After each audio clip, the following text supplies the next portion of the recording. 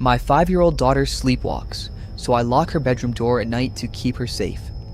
Last night, my Ring camera showed her standing barefoot in the snow at 3:13 a.m., talking to someone who wasn't there. But when I ran to her room, she was still locked inside, asleep. So, who was on my porch? I'm David, 34, from Columbus, Ohio, and I failed my daughter twice. The first time was a year ago. Her mom left us. She said she couldn't be a mom anymore. She walked out mid-dinner. Mia was 4. She kept asking, "When is mommy coming back?" for 3 months, every single night.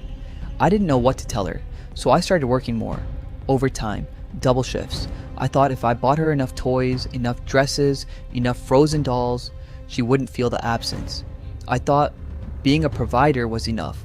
I was wrong. She started sleepwalking. The doctor said it was trauma, anxiety, loneliness. He said, "She's not looking for her mom in her sleep. She's looking for you while you're awake." That hit me hard. So I made a rule. 8 p.m., I'm home. No phone. We read. We talk. And at 8:15, I lock her door from the outside just until she falls asleep so she doesn't wander out. She can always open it from inside. It's for safety. We also got a Ring camera. Everything was getting better. She started laughing again.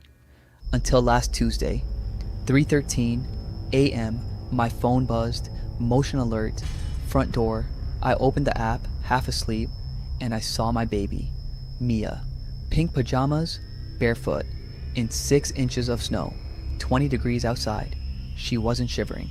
She was smiling, talking to someone off camera. I could only see a long shadow. She said, "Will you stay and play with me? Daddy has to work a lot." I screamed. I ran downstairs and ripped the front door open. Nothing. No Mia, no footprints. The snow was untouched, like no one had ever stood there. I ran back upstairs, opened her door. Mia was in bed, under her blanket, fast asleep. Her feet were warm, clean, dry. Then I replayed the Ring video with volume. There was a second voice, a woman's voice, soft, sad. "Of course I'll play with you, sweetie. No one ever plays with me either. I've been so lonely." Wednesday night, I didn't sleep. I sat outside her room, watching the Ring feed. 3:13 a.m. Motion alert. Front door. Maya. Again. Barefoot. But this time, holding hands with a little girl. About her age. Also barefoot.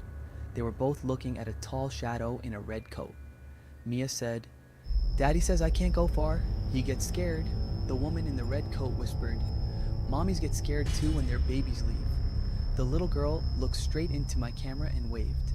Then the feed died. I kicked open Mia's door. She was awake, sitting up, window wide open, snow blowing in. Her little feet had snow on them. She cried, "Daddy, you took too long." Sarah left. I held her. "Who is Sarah, baby?" "My friend from outside. Her mom was sad because no one looks for them anymore." Sarah said they went camping in the snow and got lost. I called the county records office the next morning. They went quiet. "Sir, that land is private until 2021. In January 2019, a mother and daughter went missing here during a snowstorm.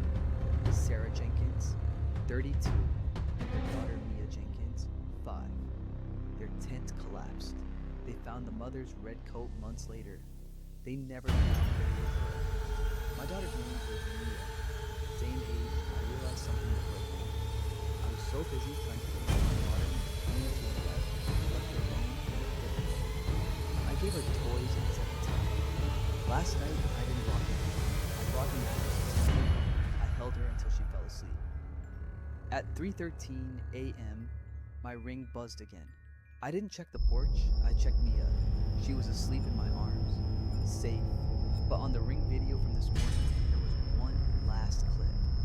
At 3:14 a.m., 2 sets of footprints in the snow. One small, one big, walking away from my house, towards the woods, and a faint voice on the audio. "Thank you for finally playing with her. Sometimes, kids aren't making up imaginary things. Sometimes lonely kids just find each other. Even if one of them has been waiting for 5 years to be told. If your kid says they have a friend you can't see, don't tell them to go away, sit down, ask what game they want to play.